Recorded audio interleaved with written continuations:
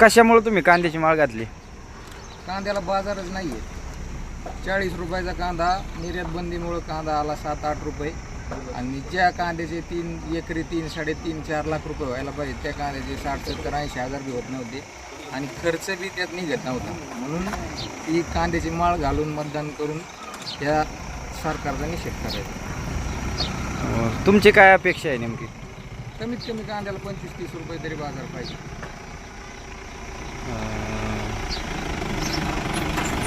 मतदान केंद्रावर गेल्यावर नेमकं तुमची भूमिका काय राहणार नेमकी? भूमिका काय राहणार आहे? कांद्याला जे सरकार चांगलं बाजार देईन ते सरकार आलं पाहिजे. बाकी काय बोलू त्यासाठीच हे कांदा घालून सरकारला जागरूक करायचं की शेतकऱ्याकडे बी लक्ष द्यावं. त्याचप्रमाणे दुधाचं पण दुधाच्या भावाचे काय किटली? दुधाला आज बिसलेरी येते 20 रुपयाला आणि दूध पण 22 रुपये लिटर आहे. बोला बोला. हा तर मग दुधाला कमीत कमी 35 रुपये तरी बाजार पाहिजे ना. आज चारा त्यांचे भुसा पेंट खुराकाचे दर काय बाजार झाले, दुधाला काय बाजार येतो. पाणी आणि दूध सारखंच बाजारात येत ना सध्या.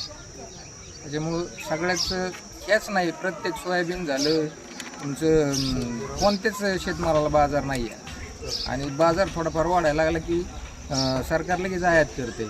निर्यात येऊ काय? निर्यात ते टॅक्स लावलाय ना त्यांनी, निर्यात कर लावलाय ना. कांदा आज 15 रुपये, निर्यात कर काहीतरी 18 रुपये किलो आहे. आता मध्ये फक्त गुजरातचाच पांढरा कांदा निर्यातीसाठी त्यांनी सूट दिली ती. नंतर ओरड झाल्यानंतर आता महाराष्ट्र कांदा आपल्या महाराष्ट्रीयन कांद्याला निर्यातीला सूट दिली, पण त्याच्यावरती निर्यातीला कर लावलाय 18 रुपये किलो. सगळं तर ते बाजार चांगला मिळावा एवढीच अपेक्षा आहे आमची. काय पहिल्या खासदारांनी तुम्हाला कांद्याला दर नाही का दिले तुमच्या?